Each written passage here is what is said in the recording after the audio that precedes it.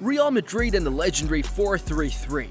It's practically written into their history books. Some of the biggest legends to ever play the game thrived in that system. But as they say, nothing lasts forever. When Ronaldo left, it was really tough. Then Bale followed and eventually Benzema. Suddenly, the Galacticos didn't have that striker to rely on anymore. But just when it seemed like Madrid might struggle to keep up, they found their spark again. And not just any spark, they found a diamond. This wasn't just a tweak to their system, it was a complete evolution. It allowed them to not only create more chances, but also control games like never before. And you know what the best part is? It worked! It really worked! That diamond formation helped Real Madrid do what they do best: win the Champions League. Now, the whole football world can't stop asking, what is this crazy new system, and how did it help them win Europe's biggest prize?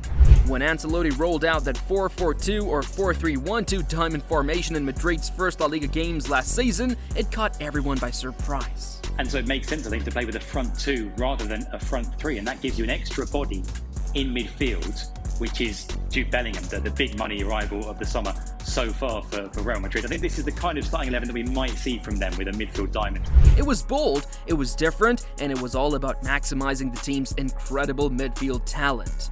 With Bellingham's arrival, the plan was clear: forget the traditional striker, lean into the midfield strength, and dominate. And the diamond? It worked wonders. Think about it, if the other team had 3 midfielders, Madrid's diamond gave them a 4-on-3 advantage.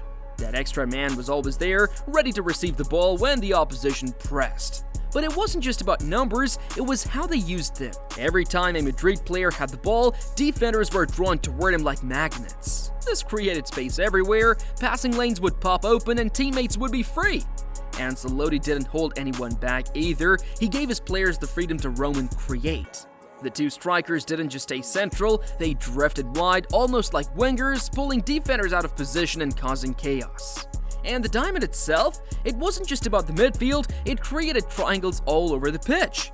Here's where it got really clever. The left forward would move out wide, the left midfielder would slide toward the sideline, and the left back would push high up the field. Boom! Triangle formed! The same thing happened on the right side. These triangles stretched the opposition, making it nearly impossible to contain Madrid. And when the pressure got too intense in the middle, they'd move the ball wide to the fullbacks, instantly relieving the pressure. That movement out wide opened up space in the center too. Opposing teams didn't know what to do, defend the wings or protect the middle. Madrid made them choose, and whichever they picked, it left gaps somewhere else. And in the final third, that's where things got even crazier. They'd start in a 4-4-2, but then, like clockwork, they'd morph into a 2-6 or a 2-3-5. The center backs held their ground, while the midfielders adjusted into a solid double pivot. Suddenly, 6 players were flooding the attack. 6! It was overwhelming, leaving defenses scrambling. The fullbacks pushed wide, the attackers rotated constantly, and the opposing team just couldn't cover everyone. Camavinga and Chimney were critical to the system, always ready to step up and support the attack, but also quick to drop back and cover any gaps. When the fullbacks bombed forward, those two locked things down, ensuring there was no room for counterattacks. When defending, Ancelotti had this bold, almost daring approach. He'd leave 2, sometimes even 3 players high up the field. Can you imagine defending with just 3 or 4 at the back? The strikers stayed up top, the number 8s drifted out wide, and the number 10 dropped into midfield. But here's the genius part: the setup made Real Madrid lightning quick in transitions. The forwards were always ready, just waiting to pounce.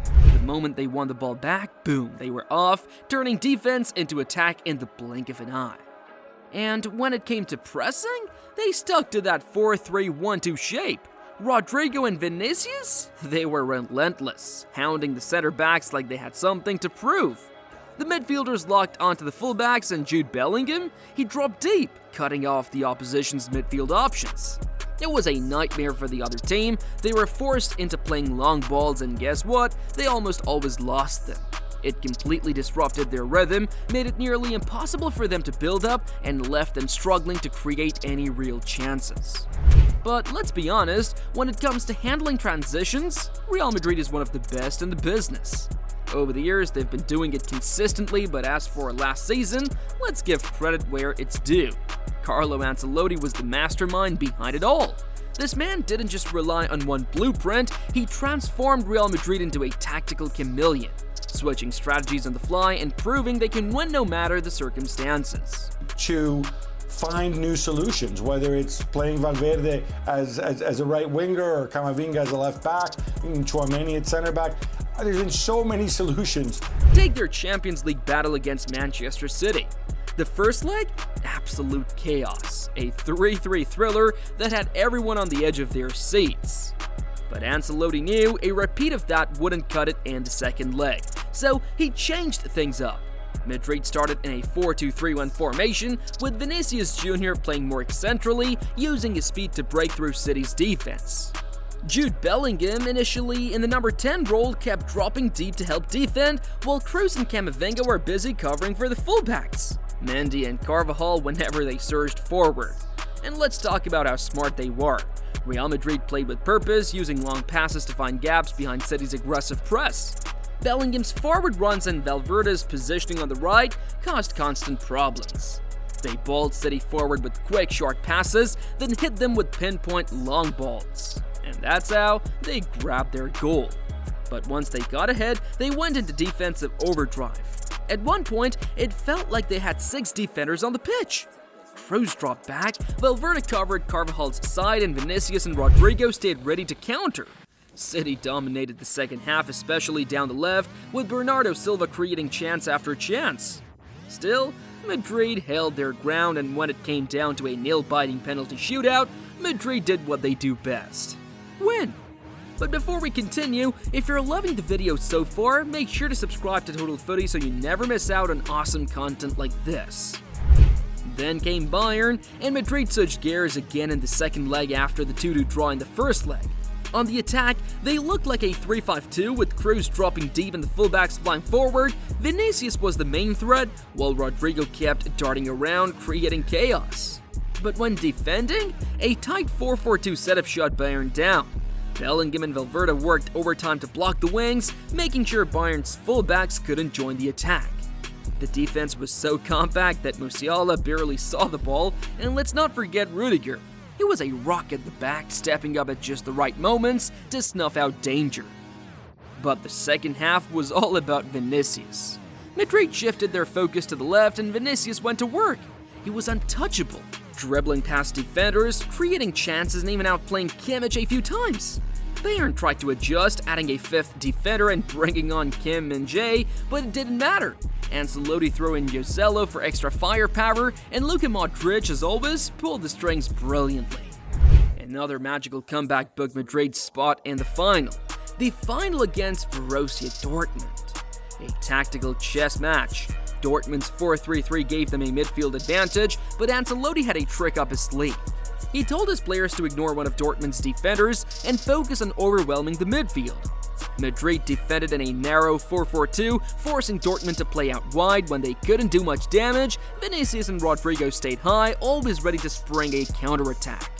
In attack, Madrid's movement was unstoppable. They started in a 4-2-4 with Bellingham and Valverde running the show in the middle, while Vinicius and Rodrigo stretched the defense.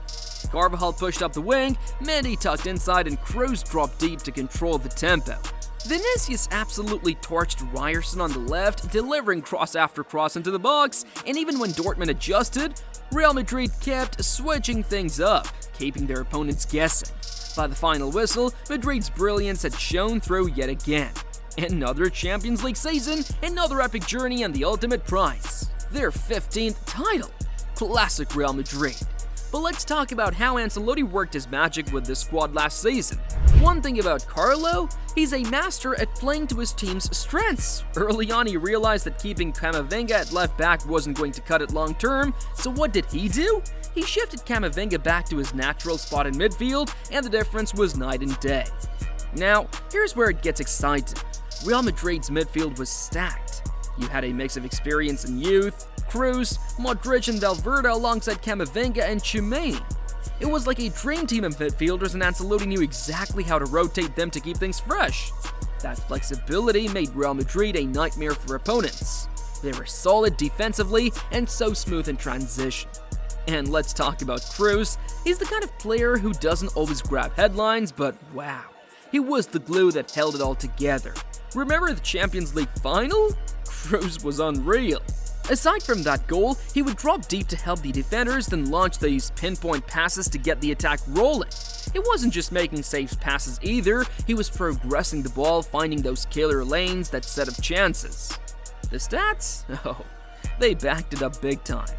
Kroos was in top 1% of midfielders across Europe for progressive passes, completing over 91% of them. But the real magic was his vision. He could see plays developing before anyone else. His ability to find the wingers and create dangerous moments up the field was a huge part of Real Madrid's attacking style. And speaking of attack, Vinicius and Rodrigo were electric. They kept defenders guessing every single game, sometimes staying wide, sometimes cutting inside. Those diagonal runs they made into the box? Pure chaos for defenders. It opened up so many scoring chances and stretched defenses all over the place. Then there is Bellingham. Ancelotti gave him the freedom to roam and Bellingham ran with it. Literally. He wasn't just a midfielder anymore, he was this hybrid second striker constantly popping up in dangerous positions. Losing Benzema could have been a disaster, but Bellingham stepped up and said, "Don't worry, I got this." By the end of the season, he wasn't just creating goals, he was Madrid's top scorer. Incredible, right? Meanwhile, Camavinga and Valverde were like free spirits in midfield. Ancelotti let them roam and create while Tchouaméni held things down as the anchor. He was the guy connecting the defense to the attack, keeping the whole structure intact. Defensively, Carvajal and Mendy were so smart in their positioning, they'd push up like wingbacks when needed, adding width to the attack. And Rudiger and Alaba, absolute rocks at the back. Plus, their ability to pass out from defense was key in starting quick counterattacks. And then there was Lunin. What a season he had in the Champions League. Some of the saves he pulled off were unbelievable, and his command of the penalty area was top-notch. When Madrid needed him most, he delivered. Carlo Ancelotti had a way of making football feel effortless for his team. He liked to keep things balanced, not too wide, not too narrow, and that diamond formation? It was a stroke of genius. It let Real Madrid dominate the middle of the pitch, controlling the tempo and dictating the game like true masters. But what really made Ancelotti special was how much freedom he gave his players. He trusted them, he let them be themselves out there, making their own decisions, expressing their own style, and boy did it work. Madrid became a nightmare to defend against, constantly creating chances from all angles. Ancelotti's philosophy was simple: let the players play, and they delivered. What stood out the most, though, was how calm Ancelotti stayed under pressure. Imagine this, Alaba was out for the season, Militao spent most of it on the sidelines, and yet Ancelotti didn't flinch. He leaned on Nacho, who rose to the occasion as captain, and Rudiger brought steel to the defense. Somehow, Ancelotti kept everyone focused, pushing them to new heights. Against all odds, Madrid lifted their 15th Champions League trophy, and it's like they have this magical ability to win no matter how tough things get. Watching Real Madrid under Ancelotti last season was pure excitement. They faced setback after setback, but they never gave up. That's the magic of Real Madrid. They always find a way. Hasta el final.